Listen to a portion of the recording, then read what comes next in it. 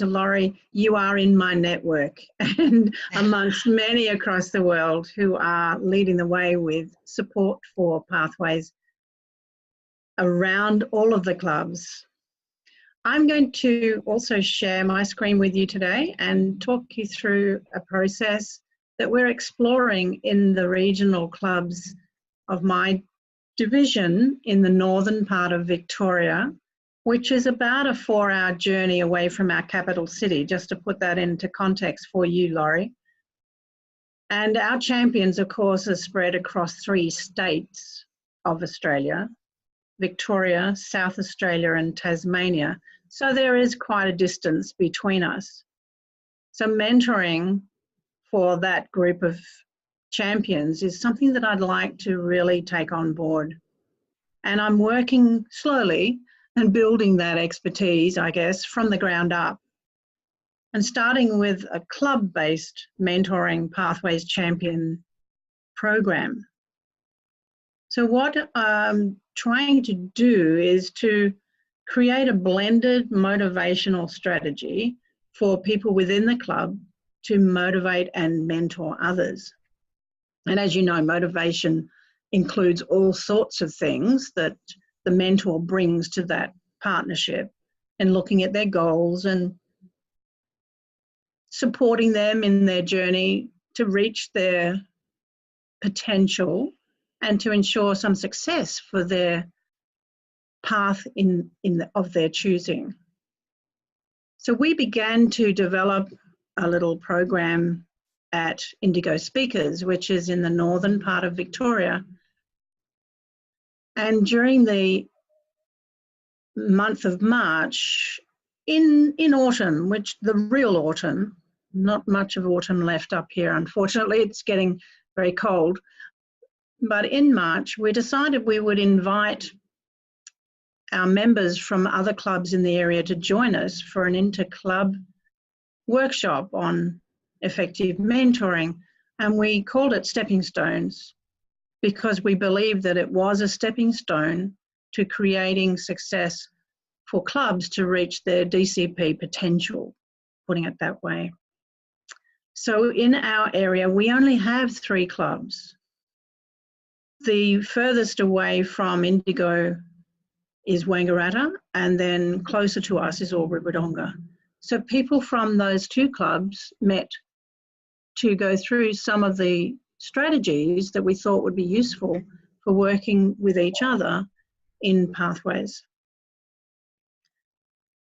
In the first part, we were focusing on a short-term program and encouraging people to mentor one member into pathways. And so what we would like our club members to do is to participate in the Pathways Mentor program. So as soon as they've finished level 2, get into that mentoring program and learn about what it takes to mentor someone else. And usually in that project, the objective is to mentor a person for a short term. So what we're doing is spinning it around so that it's mentoring specifically about pathways, but using the whole project approach that Pathways gives us from Basecamp. The second part is to have people who are now ready for and have completed their advanced mentoring project to take on the role of mentoring the champions within the clubs. And as both Laurie and Sue have mentioned, there are many of those that are coming through who are willing to help others. And I think it's so important that they provide that help as soon after their own achievement as possible, because it's fresh in their mind and they remember what it was like to stumble, remember what it was like to get that special award at their club meeting, etc. But more than that, we want to build it into the whole meeting process for each club so that what has happened between the mentors and proteges gets reported on at the club meeting. And I really wanted to pick up on what Laurie was saying on how the VPE can have a 2-minute segment in a meeting. This is our way of doing that, but it's not necessarily the VPE. It could be any one of the mentors who would then put up their hand to give that little report at that meeting. And yeah, 2 minutes might not be quite enough. So we're sort of exploring how long that needs to be. And we prune other things so that we can fit it in. So reporting is a really big part of this stepping stones process that we're building.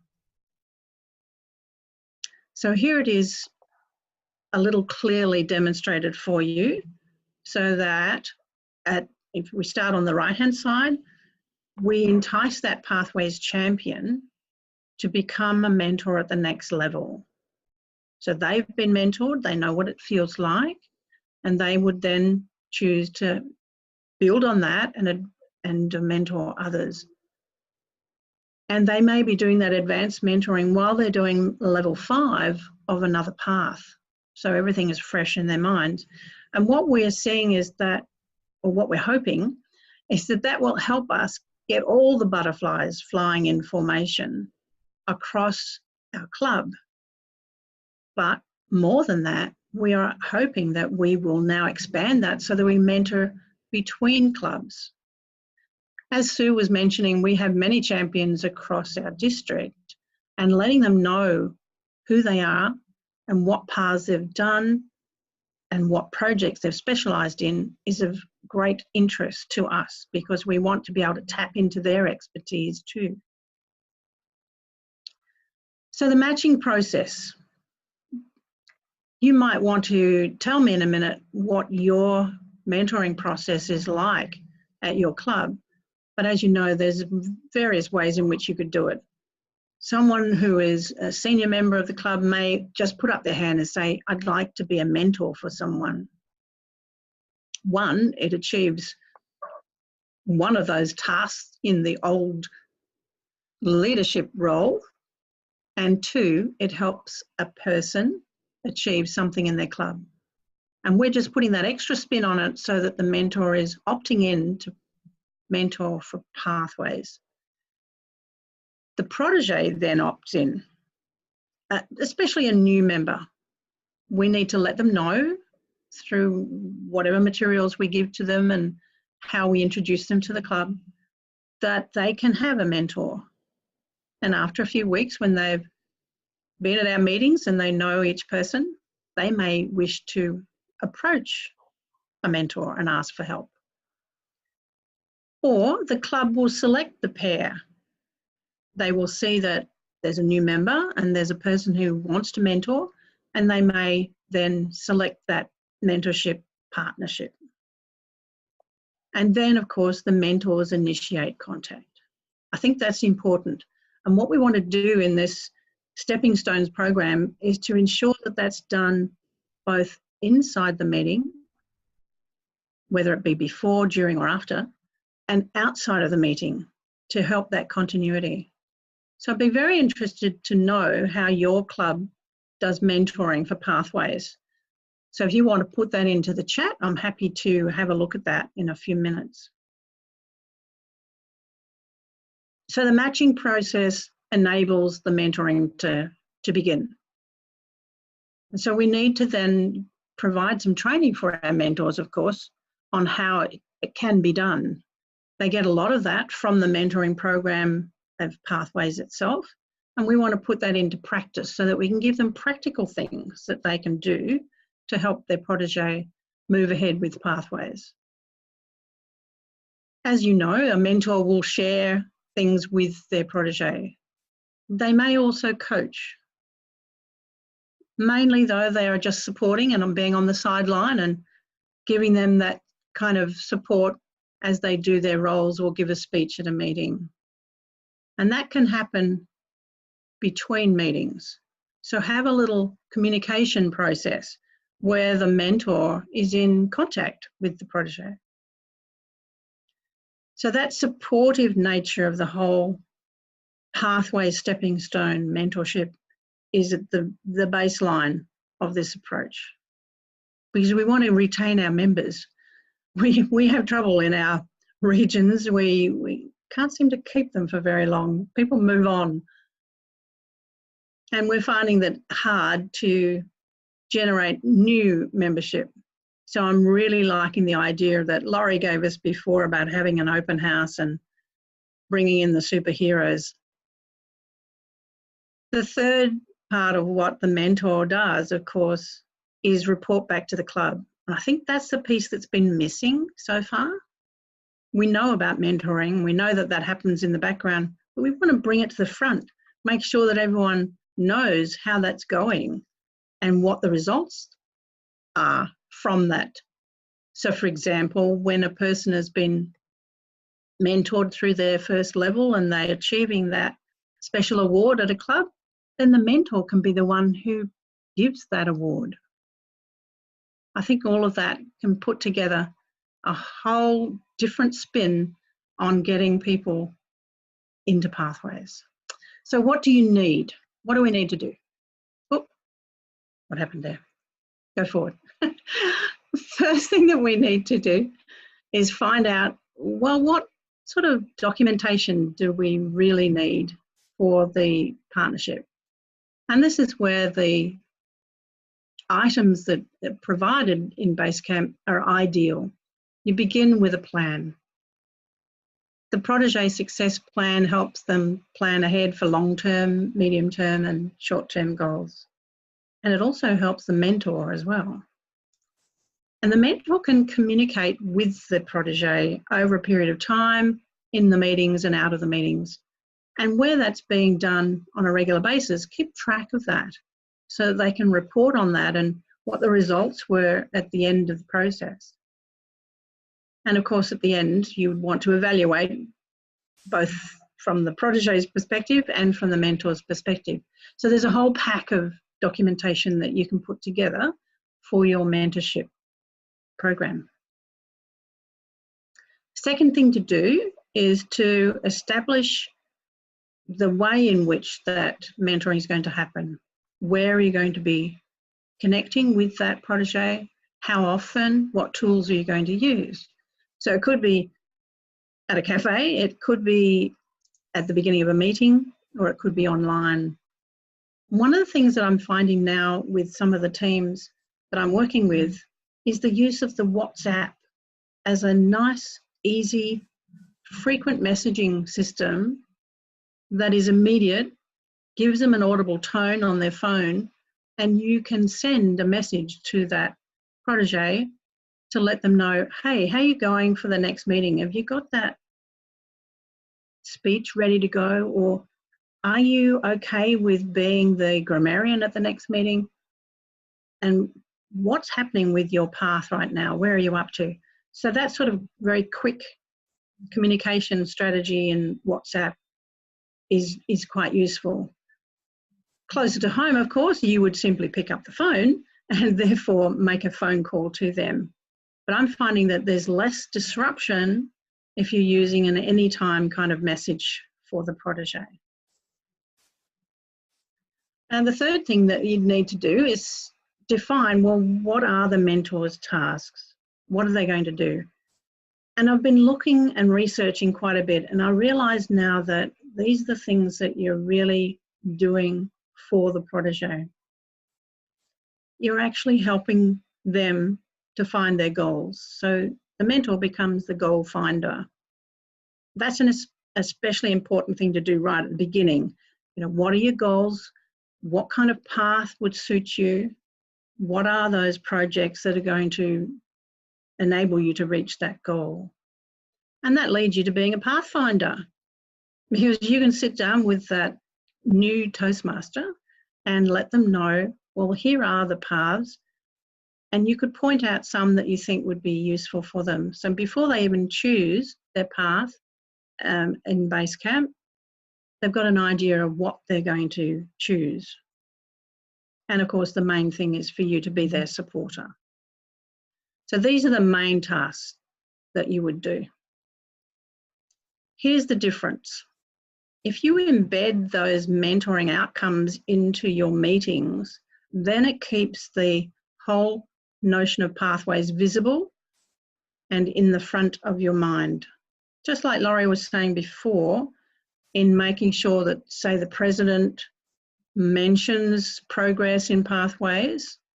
When a speaker is about to give a speech, the evaluator or the introducer gives the path name, project name, and objectives. And make sure you give pathways progress. Remember those old charts that we used to have where we would map across how everyone was going with their competent communication? I'd like to see something like that for pathways. I've got it in my mind. I'm going to develop something. Or maybe there are charts still available, and they were developing them for pathways. Oh, now that's exciting. Thank you, Sue. That's great. So what I would like to see happening, and I'm advocating this for other clubs, is that the mentoring can happen in 3 ways at your club. You could even put it into your agenda so that it's a 15-minute earlier start time. And that's the time when the mentors and proteges meet up together. Then during the meeting, the mentor might make a comment to their protege about what role they've just filled. And that can happen at a longer period of time during the break. A bit that like the idea that Sue made before of having that 2-minute segment on pathways before the break. That's an ideal time for the mentors to give the feedback. And then the follow-up after the meeting, of course. So I know that in District 73, we would like to be a distinguished district, and we have a goal to reach. We need 65 distinguished clubs. We've got 44 to date. I'm not sure if that's still the right number, but we've got a little way to go. So I think that the Pathways Mentoring Program is another way in which we can encourage clubs to reach that point. So here in my club, I'd like to move it from this result, which is current, where we need 2 more level 1s, 1 more level 2, 2 more level 2s, and 2 more level 3s. I'd like to move it from that to this. Maybe it can be done by the end of this term, working on it. It can certainly be done in the next period of time so that we're ready in 2020. So I think that club success in pathways requires mentorship. Do you agree? What are you going to do and how will you implement pathways mentorship? And I'll stop at this point in time and see if there are any comments or questions. On the Toastmasters International site, there's under the district summary on the dashboard, there's the club goals, and it says lists how many clubs there are. So you have to go via the other reports, and it lists the percentage of the pathway goals there as well, of Excellent. P1 to P6. Would you mind if I shared my screen quickly? I would love you to do that if you've got it handy. I really want to know how to do this. So you can see it here on District 73. When you go to other reports, you can see the goals, how we are sitting in the district. Can you make your screen a little larger, Sue? Yeah, it covers full screen for me, but I don't know what it's looking like for you. Oh, it's just a bit hard to read any numbers, but that's okay. You can drag your, where I've shared it, you can drag it across to give you more of a full screen at the side. Yep, doing that as we speak. Excellent, got it. So that shows how many people are on Pathways program. Mm. And okay, what I've not been here to look at it in that depth, so thank you for that. We'll add that into the mix. Yep. Okay, so yep, you can always have that additional information, which is available to everyone.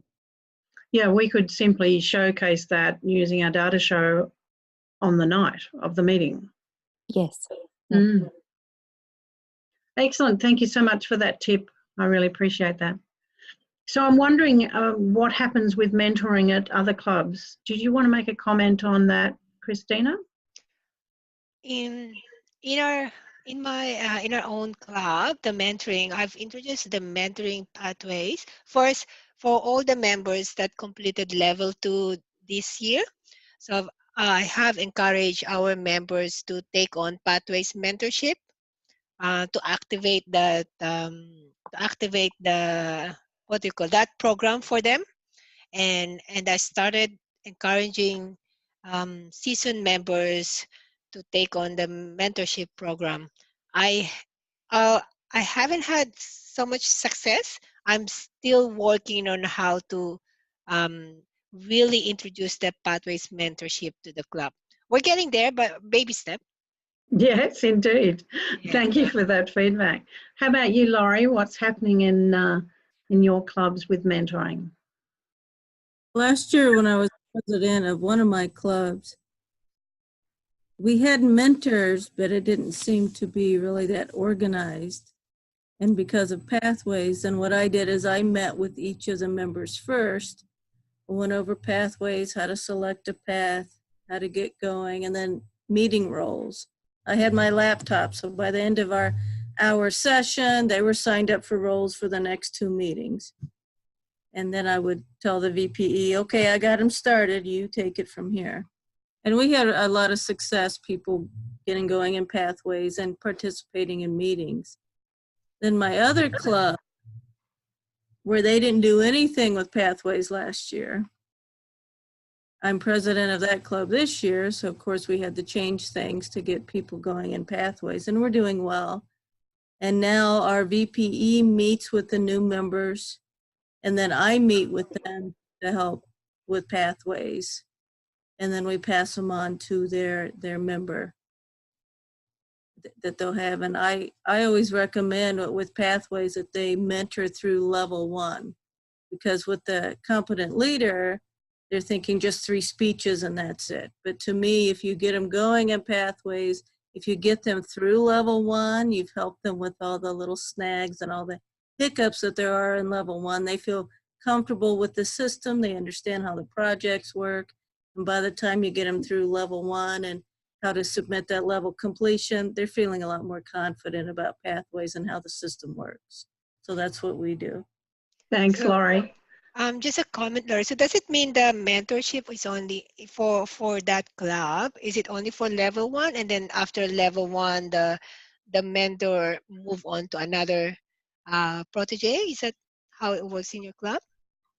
If they still want to work together, then that's fine. But as far as official club mentor, then they would either move on their own, or if they want to work with someone else, because maybe they've seen, oh, they like how so-and-so structures their speeches and they need to learn that. And so it's a different type of mentoring. But as far as their official club mentor, we want to make sure to help them, but to have an end time, so that way they can either go their separate ways or focus on something else, or then that mentor can help with someone else, or that person can now be a mentor for someone as well, because now they've got that experience and knowledge. I think that's a great idea. I think that's what I'm missing that's what we're missing at our club, the end period. I think that's really important to give both the mentor and the protege a definite timeline to get through that level. That's really great. Thank you, Laurie. Oh, you're welcome. Yeah, we found that timeline is effective because people have busy lives and they can only devote so much extra time for that. But you know what? In the online clubs, you get a mentor, you're their mentor for life. Well, for a larger space of time at least, because we're meeting more frequently and we're looking at how they develop across a path, especially with the leadership projects. So that becomes even a longer span of time. All right, well, I just wanted to finish up there because I think we're out of time and I know it's getting really late in Michigan. Yes. So, Christina, do please come back in as our Toastmaster of the Day and close up. All right. Thank you, Carol, for that presentation. That is really